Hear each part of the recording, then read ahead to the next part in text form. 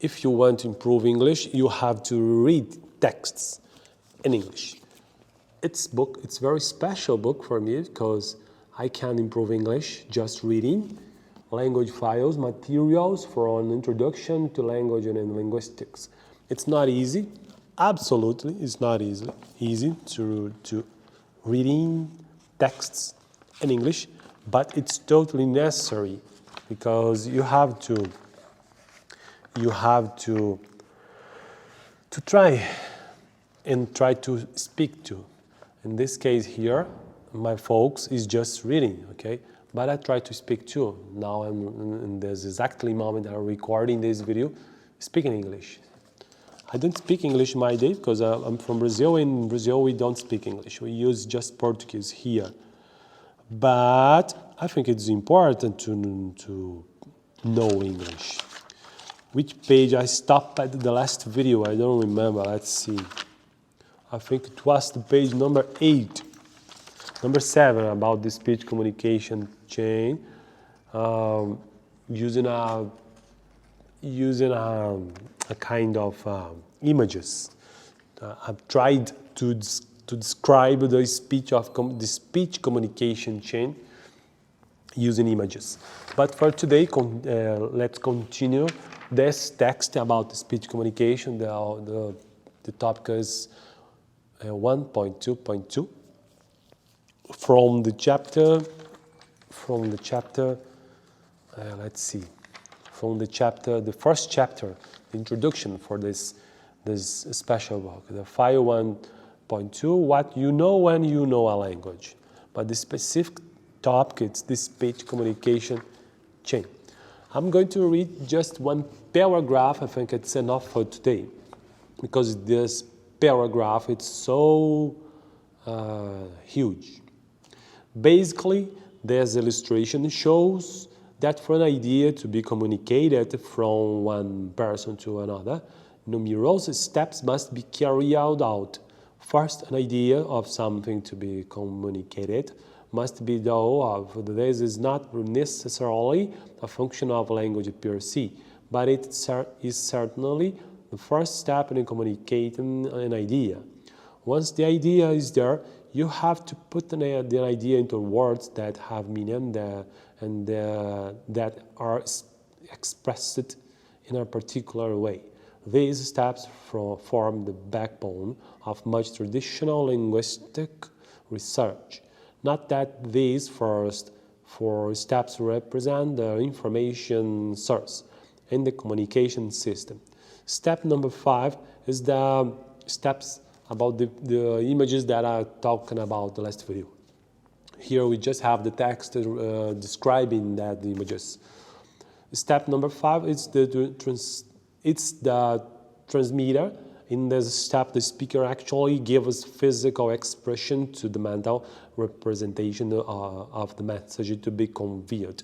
Step number 6 is the signal itself here. The sound is generated by the speaker travel through the air to the listener. The listener acts as the receiver in step number 7, sensing the sound signal and sending it to her own brain. Step number 8, in the diagram, it's particularly simplified in that it's really encompasses a step from 2 to 4 in reverse. That it's to decode the signal that has been perceived. The listener must also use a methodology of phonology, morphology, syntax, and semantics, concepts that will be further explained below. To interpret the sounds as language.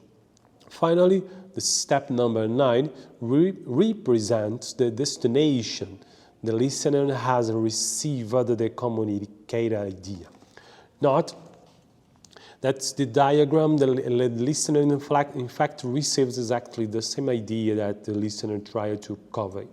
This, as you have probably experienced in an idealization, all of these steps take place in a particular context that can either add to the ability of our participants to understand the communication of interfering with the success of the communication interference and the channel is known as noise. The last paragraph for today. The rest of this book will go into far more detail about how each part of this communication chain works with respect to language.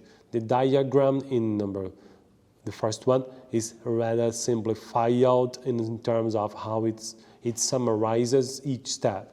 However, the next session briefly explains each part, showing you what it is that you know when you know a language.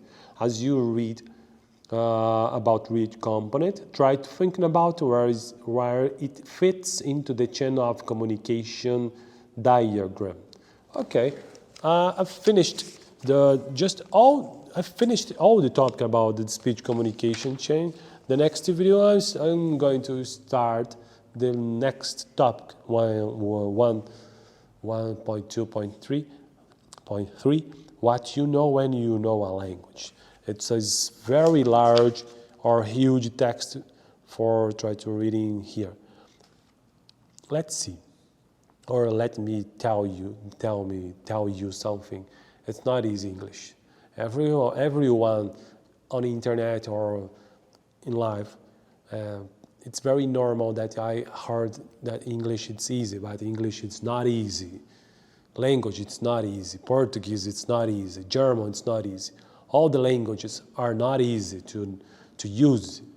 One thing is you imagine the language as a kind of language theoretical. But if you want to, or if you have to use this in a practical or in a normal day, it's not easy. And I think it's not the problem. But you can improve it.